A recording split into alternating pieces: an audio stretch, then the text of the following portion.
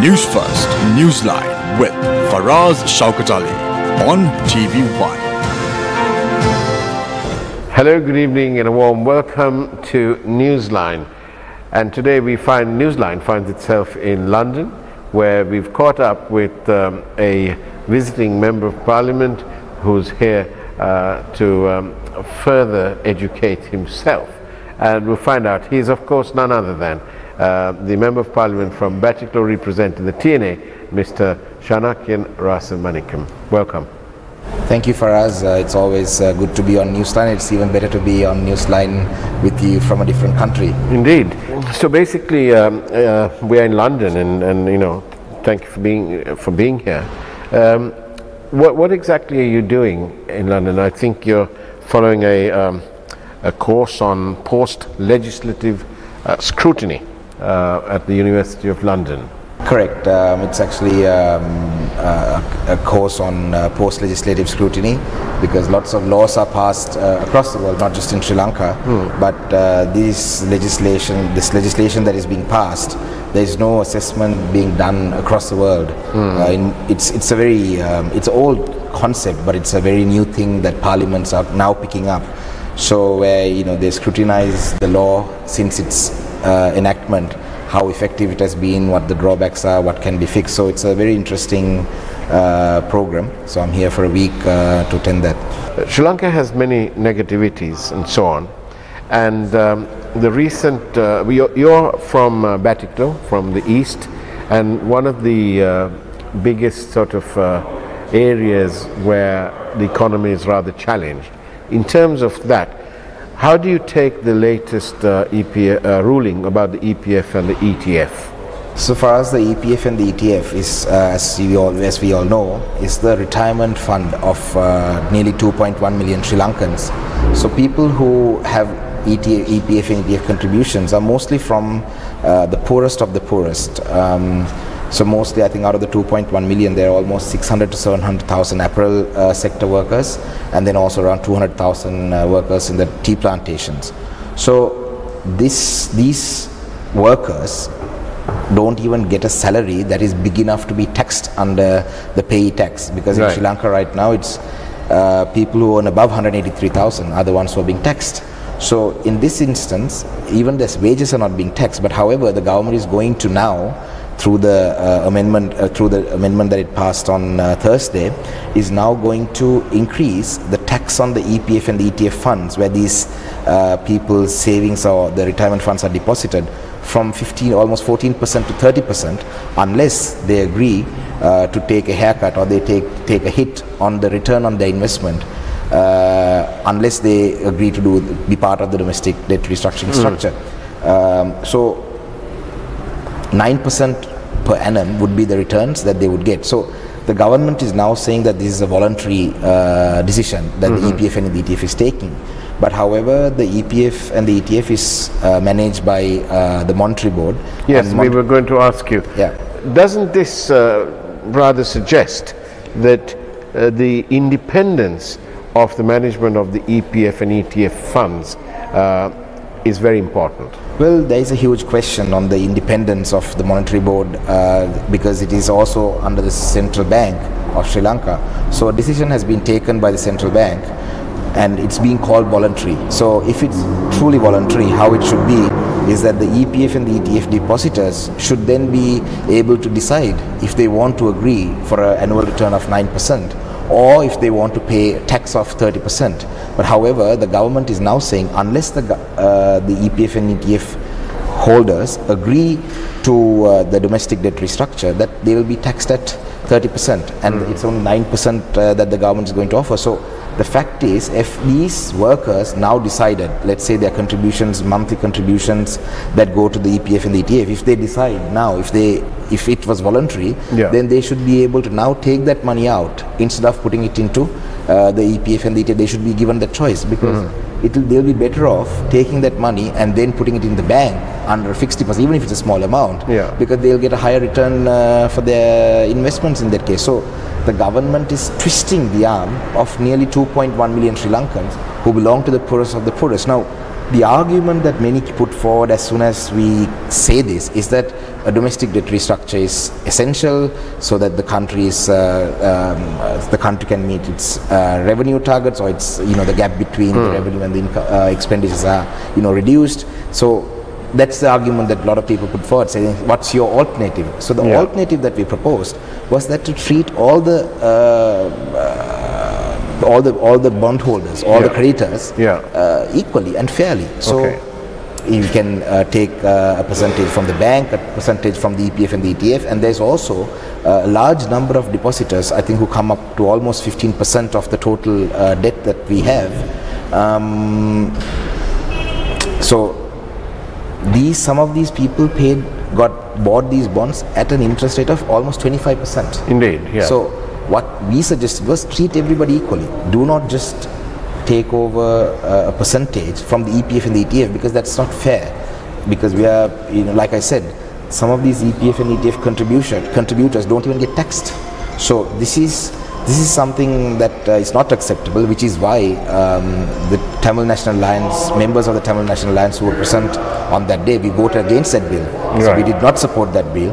But unfortunately, the ruling party members, with the parliamentary power or the parliamentary majority that they have, passed another legislation. So I don't know how they sleep at night, touching the funds of the poorest in the country. Does it not occur to the majority government of the day that 2.1 million people are actually their voters, and that when they do these sort of things that affects these people's retirement funds, don't they fear that they may actually get voted out? So the thing is, how educated are people on what is actually happening in the country is a huge question, because even most of these messages that we try to communicate through Parliament, even the number of people who are speaking up on these issues are outnumbered, because there's a larger number of members who are going out to the public and coming up with different stories and promising the citizens that the EPF and ETF will not be touched, or it will not have an adverse impact. So even if you take numbers, the number of people who are saying the correct message, the numbers are less. So I don't know if the public are actually aware, because even when it comes to media, see, a lot of the medias in this country, mainstream medias, they have the choice of broadcasting or televising, which message they want. So unless social media pages and all that pick up on this and it becomes a news and becomes more common information, I think most of our public are also not going to be aware that the EPF and ETF is being unfairly treated at this point. Well, I hear what you say about the media, but all I can say is thank God for the Capital Maharaja Media Stables, where we have 3 channels in 3 different languages, in Sinhalese, in Tamil and in English. So all I have to say is thank God for News First. Well, we do see you publishing most of our messages as well. So recently we had Sri Lanka has many challenges, including medical challenges, and the health crisis is very much still here. In the backdrop of that, we had a vote of no confidence against Mr. Rambukwella. Shouldn't this vote have been a vote of conscience rather than on party lines? Definitely, it should have been a conscience vote, because I think if Sri Lanka at all, the healthcare system in Sri Lanka generally is, people speak of it as being a good system. So I think with the economic crisis, again, I said in Parliament as well that Kehiliya Rambukwella alone is not whom we should have a vote on confidence against. It's the entire government, it's all the cabinet ministers. And I said in Parliament as well, the real no confidence motion would be at the next election. The public will decide who the winners are and whom the public have confidence in. But again, like you said, with the parliamentary majority, the government muscled through Kehiliya Rambukwella's no confidence motion against him, and it was defeated. But however, in terms of conscience, you see, most of the citizens in this country who live outside metropolitan areas or the capital depend on these public health care institutions, because the access to private hospitals, or even if they had access to private hospitals, the affordability is not there. So when one of the core things needed for for quality of life, which is healthcare, is affected due to, it could be, the minister was accused of negligence, the minister was accused of corruption, the minister was accused of even turning a blind eye towards some substantial medical supplies being brought in. The people who live in rural areas are far more affected, because even if they had the money, they can't go. So with all these allegations against him, there was no conscience in most of the members of parliament. So in fact, I saw one member of parliament who was in the members' private area while I was walking out, and he walked out of the private members' area. So he was present in parliament and chose not to vote for or against, or even come into the chambers and say abstain. So I mean, we have done the same. We have not voted against, or we have not voted for. We haven't even been in parliament and abstained. But those are, some matters on law, new laws or some motions, but different motions. But this is something, like you said, is a matter of conscience. So it's very disappointing. And I think it's action like this from the government MPs that led to people's anger being directed individually towards the government MPs. I said this before as well, during the Aragalaya.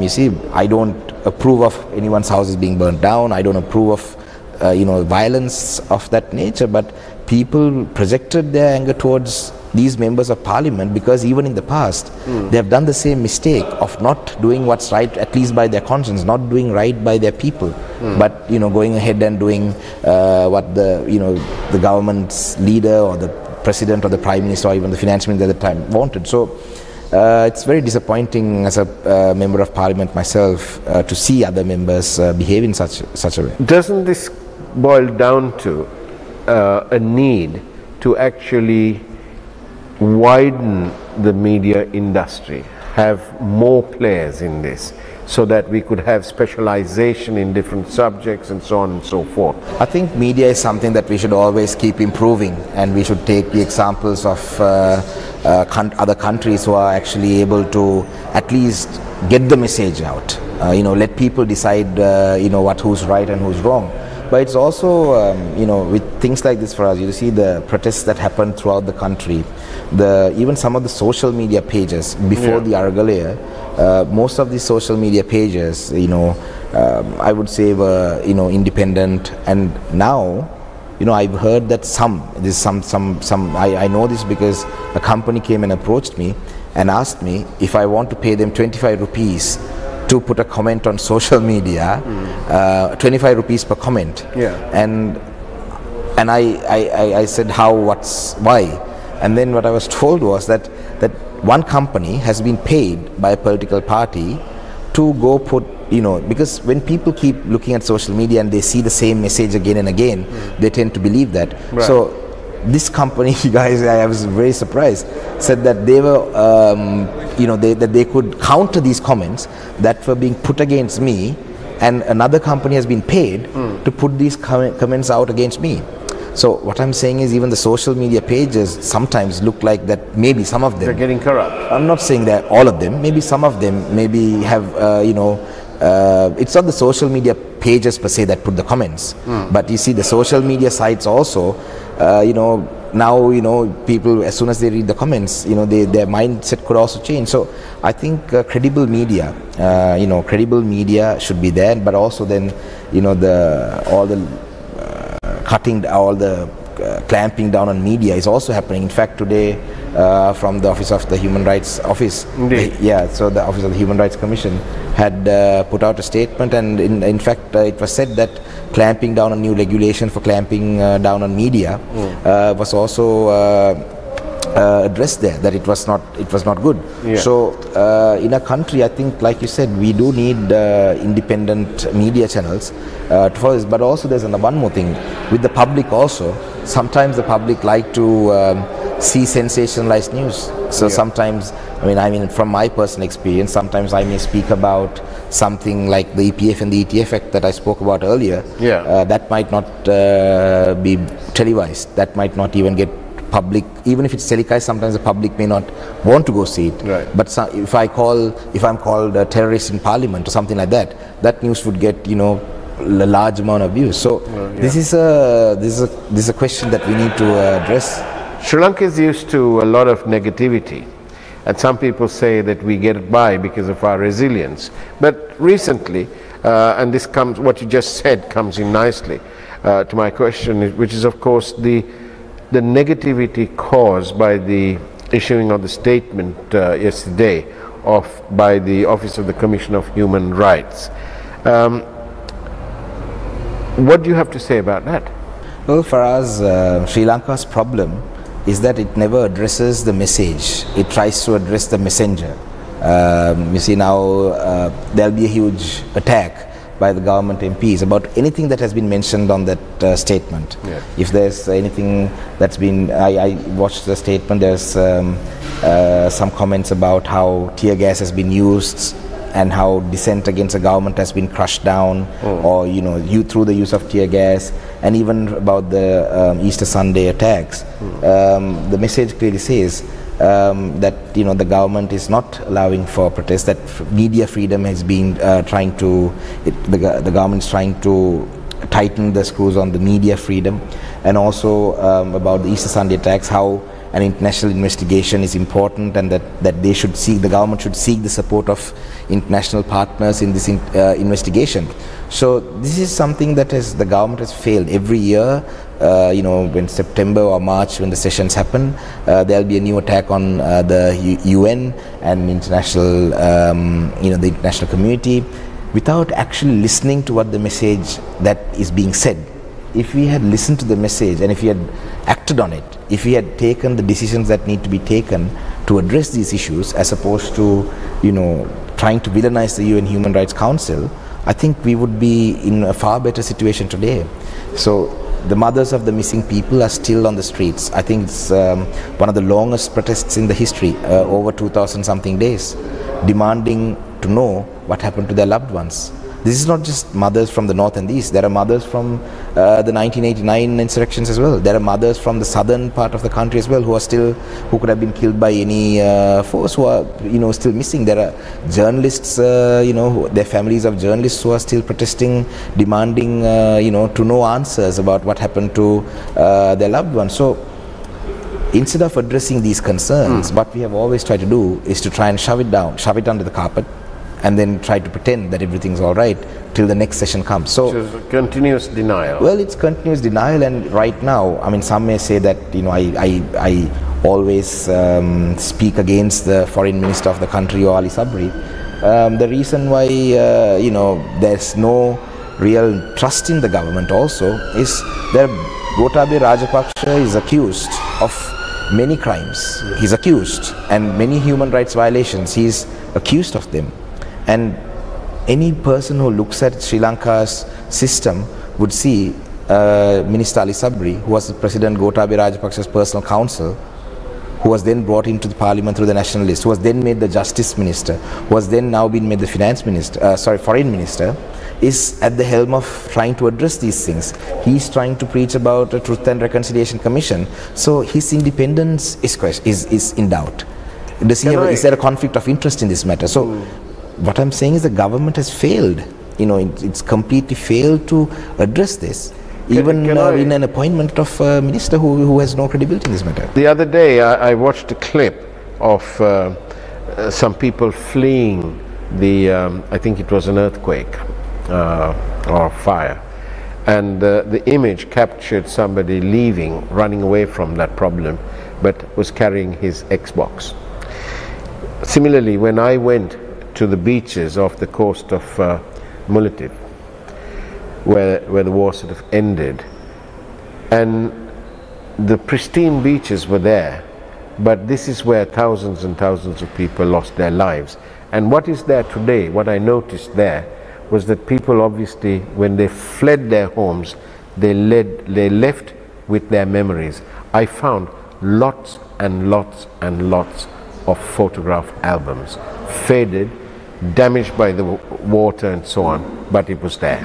Well, I think human rights in this country it almost sounds sometimes as if when we speak, some of our critiques almost make it sound that the reason why we are demanding justice, or we are demanding accountability, or we are even trying to make the government more conscious about what people's fundamental rights or human rights are. Sometimes almost people make it sound as if it's a Tamil people only problem. You know, that it's only because we are speaking of it, but we are speaking on behalf of the entire country. So unfortunately, I think Mahinda Rajapaksa himself, I think in the early 90s, had gone to the UN or to Geneva or to the Human Rights Council through under the Sudunelum program, demanding for human rights, on behalf of the mothers of the missing people in that era. And after he became Prime Minister, after he came into power, it's almost as if Human Rights Council is against Sri Lanka. See, it's almost as if the Human Rights Council is only trying to bring Sri Lanka down, or is an enemy, is a villain. So this narrative, even a lot of people that I speak to, when I speak to them, even on some programs, if I go on like a talk show or like a interview with social media, they stream it live, so you can see when people comment on it. So it's a recorded program that you stream live. Sometimes my friends send me screenshots of things. So whilst I'm speaking about corruption or financial related stuff, they'd say, great, you're a great, leader, whatever, they praise you. But then if the questions move to something about human rights, and I speak of it, it'll be Kotia, Demala, Trastavadia, so it's almost human rights has been something that it's been made into a taboo thing in the country.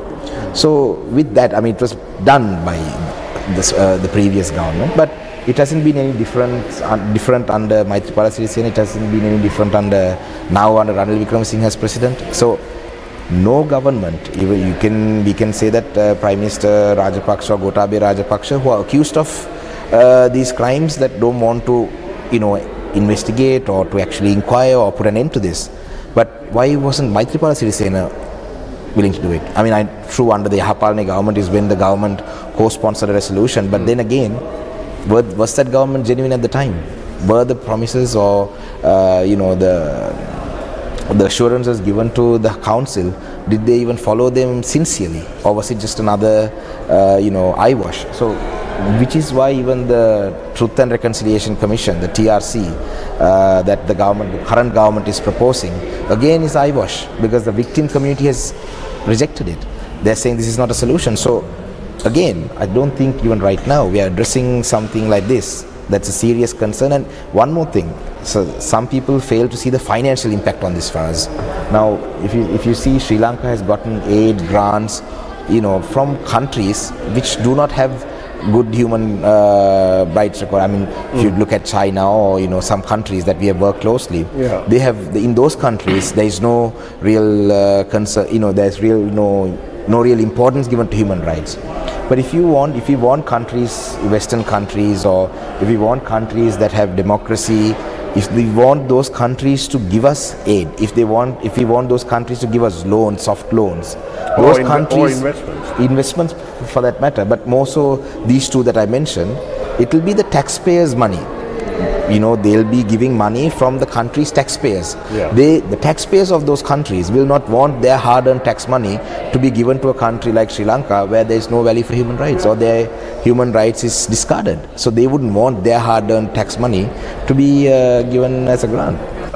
As we come to an end of our program, Mr. Rasamanickam, what hope is there for Sri Lanka? Will we have elections soon? Will the people's sovereignty be able to be exercised? Can they choose their own economic recovery? Well, local council elections have been postponed, and then provincial council elections, due to a constitutional slight amendment to the constitution that needs to be passed, that has been used as an excuse to actually delay the provincial council elections. And parliamentary elections are not due until 2025 August, unless of course the president wants to dissolve parliament. But it will be, if that's the case, the first election that is going to be due would be the presidential election.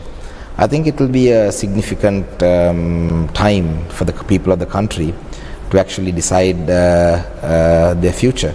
So even with say a presidential election coming up, we see a lot of narratives that are coming back into the fray. Like you see a lot of tensions based on religious tensions, especially in the east and in the north. Monks, fighting with some Hindu devotees, or Hindu devotees fighting with Buddhist devotees, Hindu priests fighting with monks. So these sort of, and it seems a bit coordinated, because there is some issue happening in most districts in the north and the east. So with presidential elections coming up, I